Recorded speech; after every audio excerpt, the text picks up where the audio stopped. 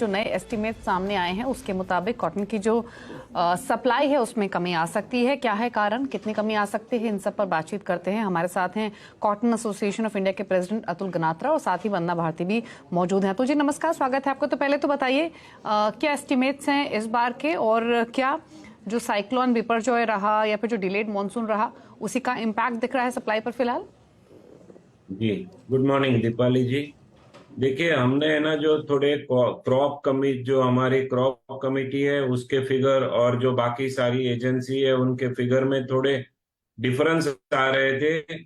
तो हमने 10 जुलाई को एक नेशनल क्रॉप कमेटी की मीटिंग बुलाई थी। उसमें हमने करीब करीब 55 मेंबर्स, जो टेक्सटाइल वैल्यू चेन है, फार्मर, जीनर्स, स्पिनर्स एसोसिएशन, सभी स्टेट के एसोसिएशन, सभी बहुत सारे एक्सपर्ट, सबको इनवाइट किया था कि हम जो सीआई है वो एक करेक्ट बैलेंस शीट और क्रॉप के नंबर सबको देवे, जिससे एक सहमति बने कि जी ये फिगर सही है। तो उसमें जो हमने, जो हमारा क्रॉप के प्रेसिंग के नंबर थे 298 लाख बेल्स थे पहले, उसमें हमने 12 लाख बेल्स बढ़ा के अभी वो प्रेसिंग का जो एस्टिमेशन है अप टू 30 सितंबर वो 311 लाख बेल्स का किया है।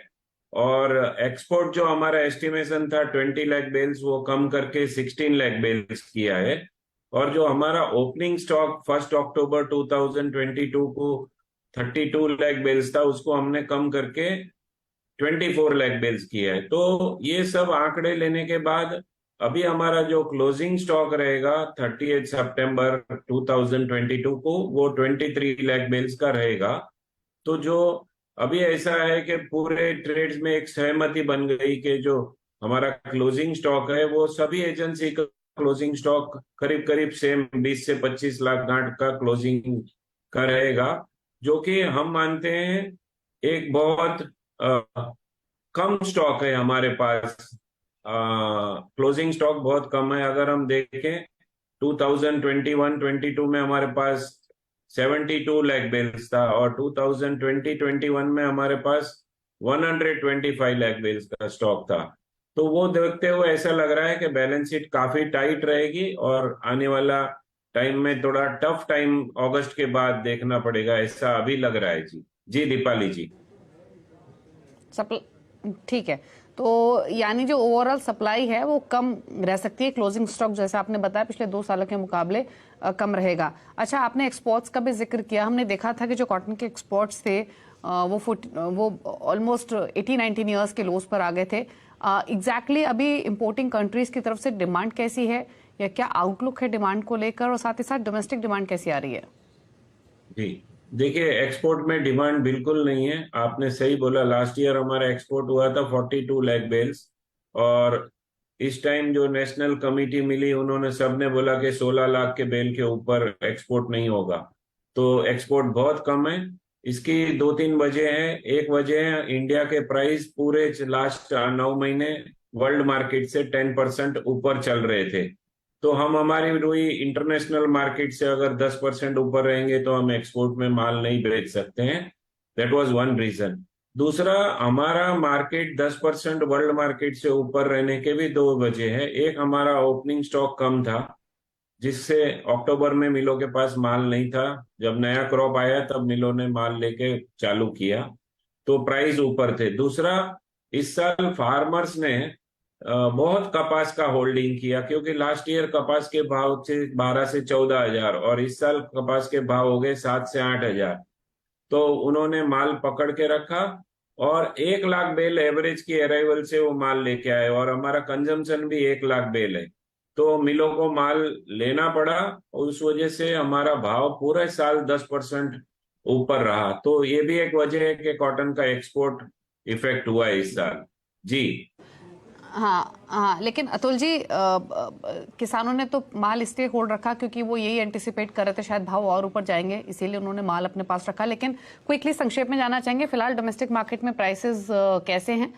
दिसंबर जनवरी में जैसे आपने खुद कहा 60,000 हुआ कैंडी तक हमने प्राइसेस जाते हुए देखे थे, लेकिन क्योंकि डिमांड वीक है तो क्या प्राइसेस थोड़े हल्के होंगे यहाँ से, एनी लेवल्स पर बने रहेंगे? डिमांड डिमांड वीक है। लोकल मार्केट में डिमांड वीक है। मिलों ने लास्ट 30 डेज से बहुत कम माल लिया है क्योंकि उनका यान नहीं बिक रहा है। तो वो भी एक वजह रही। मार्केट जो एक महीने पहले 60,000 था, आज 56,000 के रेंज में आ गया, 4,000 रुपया कम हो गया है।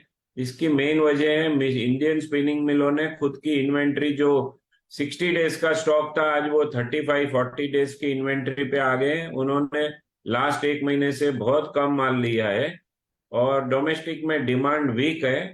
जो अगर यान के प्राइस बढ़ेंगे और यान का एक्सपोर्ट चालू होगा तो ही थोड़ा डिमांड आएगा और प्राइस बढ़ने की उम्मीद है। नहीं तो आने वाला 25 दिन 30 दिन ऐसे ही चलेगा और फिर अगस्त महीने से जो मार्केट है वो फंडामेंट पे चलेगा कि कैसे बारिश हुआ, कितना सोइंग हुआ, आने वाला क्रॉप कैसे रहेगा, बारिश गिरा कम गिरा उसके ऊपर चलेगा।